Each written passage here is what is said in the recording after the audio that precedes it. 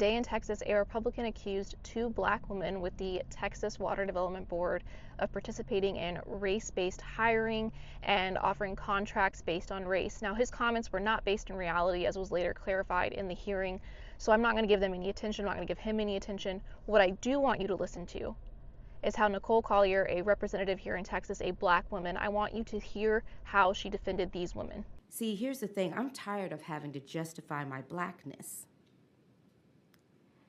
And if someone feels inferior to me because I am black, then that is a matter that is something that has to do with them, not me.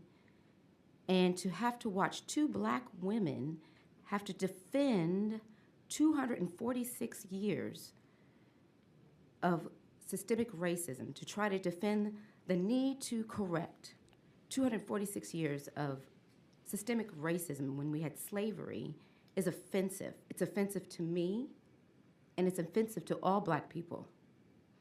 And so I want to thank you so much for doing your job based on your qualifications as a person. And I appreciate you, and I see you. I see you, Ms. Sanchez. So thank you. I appreciate you. And I said that for not just myself, I said it for all black women and all women, because sometimes we all get the short end of the stick on that. Thank you. I have no further questions or comments for right now. I want to make sure that you also see the chairman of this subcommittee, another Democrat, Armando Walle. I want you to see his comments as well. This was a very emotional hearing today in the Texas House. You merit this position. You and many who have fought long and hard to be in the positions of authority that you deserve to be in. And we've reached a goddamn limit already to the attacks on people's character, on people's qualifications, based only on one single thing: the color of their skin. We are all Americans. We're proud Americans. We're proud Americans. We pledge to the United States of America, that flag, that belongs to all of us.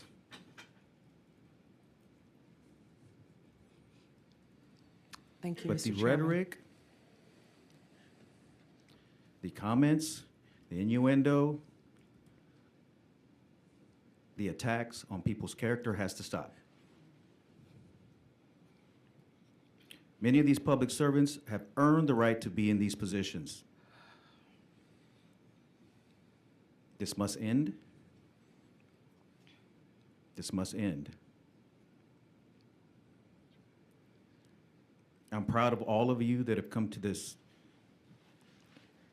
dais to come testify, whether you're African American, whether you're Hispanic, whether you're Anglo, whether you're Asian.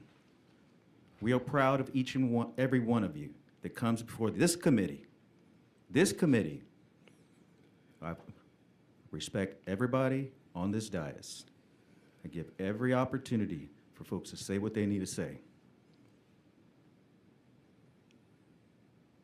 I'm not trying to control what anybody says. They can say their piece for their clips. That's fine.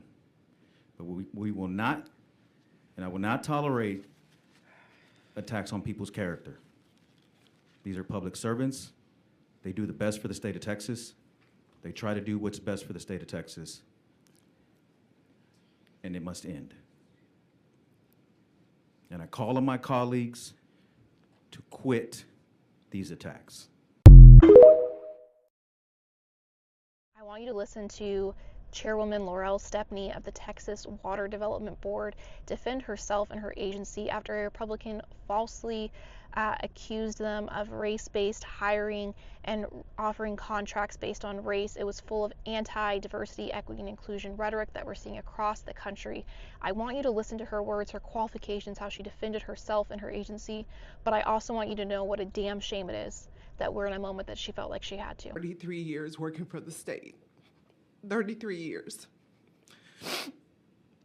I have 2 engineering degrees, 2 from the University of Texas at Austin, 1 in aerospace engineering and the other in civil engineering.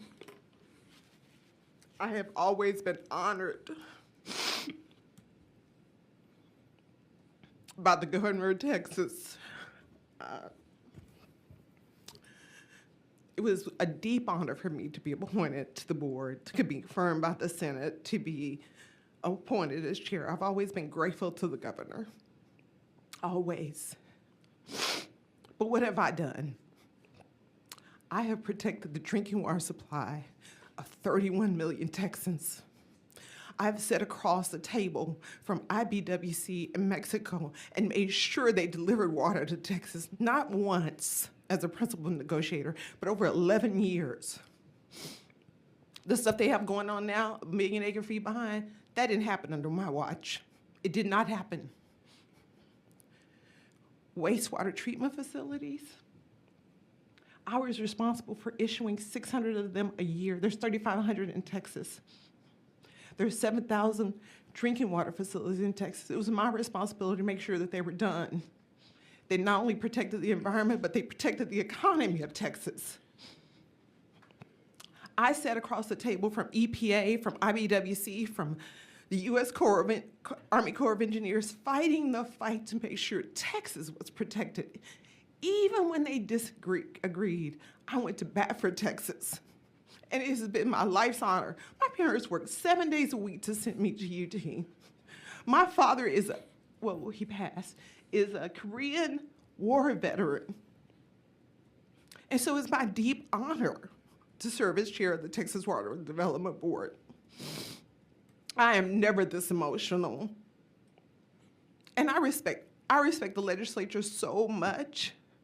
Brian will tell you, I'm the first to say that is not in the statute. We cannot do that. The first to tell you, the first to say it. I was the one when I was at TCQ who developed the operating permit program for Texas major sources in Texas to protect the interests of Texas. And so it's always been my deep honor. And I don't mind tough questions. I never get this emotional. I can't even believe I'm saying all of this right now. And what have I done? I enjoy being a public servant. It is my life's calling. And it's very important to me. It is very important to me, the disadvantaged communities, the rural communities. I was the one who protected 100 water systems from running out of water during the 2011 drought. They had less than 180 days worth of water. I was the one who did that. I was the one who, and my staff, of course, who worked with the city of Wichita Falls because they didn't have any water. They put in the first direct potable reuse under my leadership. That was me. And so for all those reasons, I have to believe that's why the governor chose me, and I'm so proud of it, and I thank him for that. Listening to the chairwoman, L'oreal Stepney, defend herself and fight back tears this morning really hurt my heart. And it reminded me of something that has been bothering me all Black History Month, listening to the different accomplishments of Black people over the years. The first thought that I always have is, what else could they be doing if they were not dealing with racism? Look at all the contributions, listening to all the achievements that she's made, listening to the fact that she has 2 engineering degrees. What could she be doing right now for the state of Texas if she was not having to defend herself against racism, and thinking about how this is going to affect her performance going forward. And also at the same time listening to her trying to express gratitude for being in that position instead of saying, yeah, I earned it. She earned it. I listened to her rattle off just a few of her accomplishments that she's had over the past 22 years serving. And instead of saying she earned it, she over and over is saying that she appreciates being given the opportunity. It's like people who are racist don't care that they're holding all of us back by refusing to allow Black people to have these accomplishments. When I watched Hidden Figures, I remember people in the movie theater were clapping at the end, but my first thought was, did they run them their money? You know, like, did they get paid the money that they deserved? Or is this pomp and circumstance, posthumous honoring? I don't know, man. Anyway, I got court at 8. I work within DEI here in the United Kingdom. Let me explain to you why I know Donald Trump is terrified through and through about DEI. The first thing you need to understand is that DEI does not lower the bar, it simply widens the door. Minority groups or global majority groups are not just turning up on doorsteps of workplaces going, give me a job, I'm from a marginalised background, and the employer's going, yes, of course. That's the myth he wants you to believe. That's not how it works. You still have to be qualified, you still have to be educated, you still have to have the experience that is relevant. If there are exams involved, you still have to pass them, you still have to pass the interview, you still have to pass your trial period, you still have to pass through everything that everybody else has to pass through. It isn't just a free handout. That's not how it works. It is just there so that wider groups of people are seen for opportunities and so that our workplace cultures can be broadened, so to speak. It is there so that people from different nationalities, races, ethnicities, genders, sexualities, and abilities are all given equity of opportunity within these institutions and places. So why does Donald Trump hate that? I'll tell you. Because DEI initiatives don't shine a light on how wonderful the minority and marginalized groups are.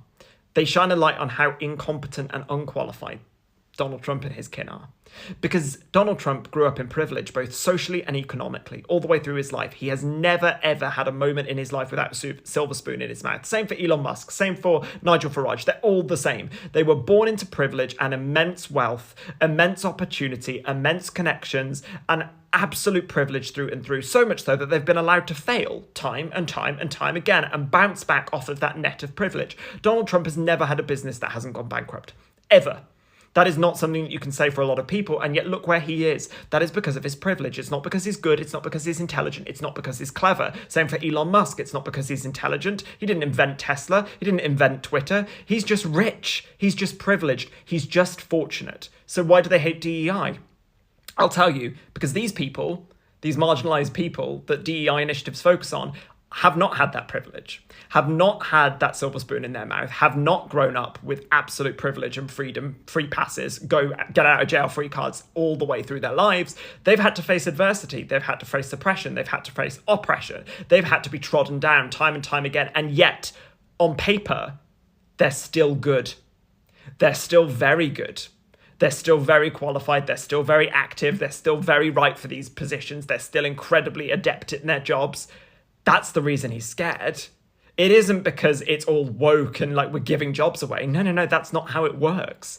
He's shitting himself because he knows that if you remove the facade, everyone will see that he is not qualified. If you start letting people from diverse backgrounds with diverse experiences be seen and be heard, the status quo falls apart, and it is that status quo that keeps him where it is. That's it.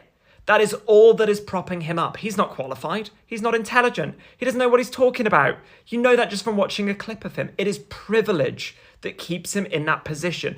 And he doesn't want that privilege to be extended to people. And he does not want that privilege to be recognized as all it is. The only reason he is where he is. Not because he's good, not because he's clever, not because he's qualified, not because he's intelligent, because he's fortunate.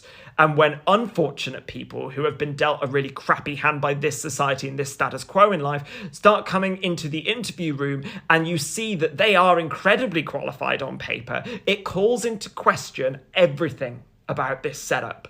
That's why he's shitting it. because he knows that there are disabled people that are more qualified than him. There are queer people who are more qualified than him. There are black people who are more qualified than him. There are migrants that are more qualified than him. There are people that have got a wider range of experience, a plethora of experiences and qualifications that would see them in better placement in that position than he has. The only thing that keeps him there is his privilege. The only thing that got him there is his privilege. The only thing that's allowed him to fail time and time again is his privilege. He's not great at anything. Look at his track record. He's crap at everything. He knows that DEI initiatives don't necessarily shine a light on how great all these people are, but do shine a light on how shit he is. Because if these people can make it to that place and that level, having gone through what they've gone through, how can you possibly say that the person at the top, who is nowhere near as qualified as they have and had everything given to him, is in the right place? That's why.